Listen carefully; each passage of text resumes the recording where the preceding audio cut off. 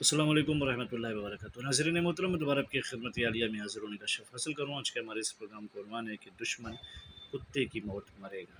لیکن اس سے پہلے کہ اس عمل کے بارے میں آپ کی خدمت عالیہ میں کچھ رسول گزارش کرتا ہوں کہ محترم ناظرین یاد رکھیں ہمارے جتنے بھی عمل ہوتے ہیں وہ صرف اور صرف جائز مقصد کے لیے ہوتے ہیں. ناجائز کاموں کے لیے، غلط کاموں کے لیے، حرام کاموں کے لیے ہماری طرف سے کسی کو بھی کسی طریقے کی کوئی اجازت نہیں ہے. یاد رکھیں ہمارا سینٹر روحانی سینٹر ٹونا جادو سپلی بلک میجک شیطانی عمل کے ذریعے سے کوئی بھی عمل انجام نہیں دیتے.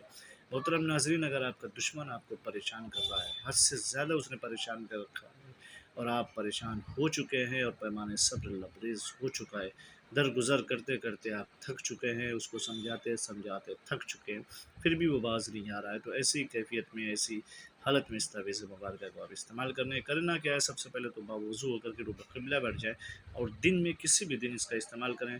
پہلے تعویذ بنائیں، پہلے لکیر کھینچیں، پھر لکھیں 5، پھر 1، پھر 8، 8، پھر 13، پھر 111، پھر 8، 8، پھر 9، 9، پھر 2، پھر فلاں بن فلاں، پھر فلاں بن فلاں، 2 جگہ اس کا اور اس کی ماں کا نام لکھنا ہے. پھر اسی کے طرح یہ تعویذ مبارکہ مکمل کر کے نیچے لکھیں فلاں بن فلاں، پھر وہاں پہ بھی اس کا نام لکھنا اور اس کی ماں کا، پھر اسا اسا.